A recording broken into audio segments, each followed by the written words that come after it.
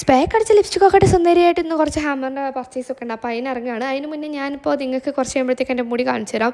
ഇന്ന് ഞാൻ ഡിസ്കസ് ചെയ്യാൻ പോകുന്നത് അബൌട്ട് മൈ മുടി ആൻഡ് കുടുംബക്കാരി ഡ്രാമ ക്യൂവിനെ പറ്റിയിട്ടാണ്. ബിഗ് ബോസിലൊക്കെ പോയാൽ കപ്പ് ഉറപ്പാണ്. ഇനി കപ്പ് ഇട്ടില്ലെങ്കിലും കപ്പും കോപ്പൊന്നും കിട്ടിയിട്ടില്ലെങ്കിലും നല്ല ട്രോള് കിട്ടിയിരുന്നു. അപ്പോൾ എന്തായാലും ഇപ്പോൾ എൻ്റെ മുടി കണ്ടില്ലേ, ഇതിപ്പോൾ ഞാൻ ട്രീറ്റ്മെൻറ്റ് എടുത്തായിരുന്നു. ബട്ട് എൻ്റെ ബാക്ക് ടു എൻ്റെ നോർമൽ മുടിയിലേക്ക് ഞാൻ മെയിൻറ്റെയിൻ ചെയ്ത് കൊണ്ടുവന്നുകൊണ്ടിരിക്കുകയാണ്.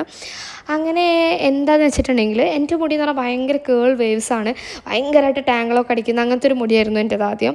അപ്പോൾ എൻ്റെ കുടുംബത്തിലുള്ള ഒരു ഡ്രാമ ക്യൂനുണ്ട്, പുള്ളിക്കാരി എൻ്റെ ഉമ്മയുടെ വളരെ ക്ലോസ് റിലേറ്റീവാണ്. പേരിപ്പോൾ പറയാത്ത എന്താ വെച്ചാൽ വീഡിയോ ഒക്കെ വാപ്പി കാണാറുണ്ട്.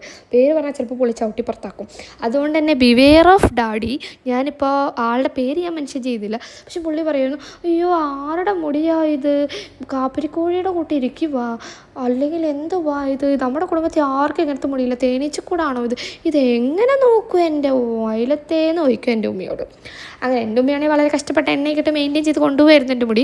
അങ്ങനെ ഇരിക്കെ ഞാൻ ഹോസ്റ്റലിലേക്ക് പോയി. അപ്പം ഞാൻ വളരെ വിഷമത്തോടെയാണ് ഇരിക്കുന്നത്, കാരണം ഇങ്ങനെ ഭയങ്കരമായിട്ട് എന്നെ ഉപമിക്കുകയും ഭയങ്കരമായിട്ട് എനിക്ക് ഭയങ്കര ഫീൽ ചെയ്യുന്ന പോലെയൊക്കെ ആയിരുന്നു.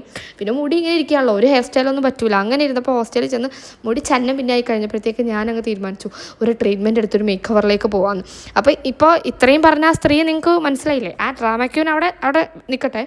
അങ്ങനെ ഞാൻ എന്തായാലും മുടിയൊക്കെ സ്മൂത്തൻ ചെയ്തൊരു മേക്ക് ഓവറിനൊക്കെ ശേഷം ഞാൻ ഇവരുടെ അടുത്തേക്ക് പോയപ്പോൾ ഇവർ പറയാം, എൻ്റെ മോളെ എന്തൊരു നല്ല മുടിയായിരുന്നു നിൻ്റെ, എന്താവാ ഈ കാണിച്ചു വെച്ചേക്കുന്നത്. ഇപ്പം എന്താ ഉണ്ടായത്, മുടി ആദ്യം പഴയ പോലെ ഇരുന്നപ്പോൾ പറയാം കാപ്പിരിക്കോഴിയുടെയാണ്, സ്ട്രൈറ്റ് ചെയ്തപ്പോൾ പറഞ്ഞു ദേ എന്തൊരു വൃത്തികേടാ, എന്തൊക്കെയായി കാണിച്ചു വെച്ചേക്കുന്നത്. അപ്പം എനിക്ക് മനസ്സിലായി ഇവർക്ക് നമ്മളെ എന്ത് ചെയ്യുന്നു, വാട്ട് ഇസ് അസ് എന്നുള്ളതൊരു മാറ്ററേ അല്ല, പറഞ്ഞുകൊണ്ടേ ഇരുന്നോട്ടെ, ഇനിയും പറഞ്ഞുകൊണ്ടേയിരിക്കും. അവർ വായി മൂടിക്കെട്ടാൻ ഒരിക്കലും പറ്റില്ല. ഞാനായിട്ട് ഇനി ശ്രമിക്കണമില്ല. ഇപ്പം ഞാൻ എന്താ വിചാരിച്ചതെന്ന് വെച്ചാൽ ഞാനത് അവരെ ഒന്നും മൈൻഡേ ചെയ്യാറില്ല, എൻ്റെ കാര്യങ്ങൾ ഞാൻ നോക്കി അങ്ങനെ ജീവിക്കുന്നു. അപ്പം നിങ്ങളും അങ്ങനെയൊക്കെ ചെയ്യാൻ നോക്ക്. അപ്പം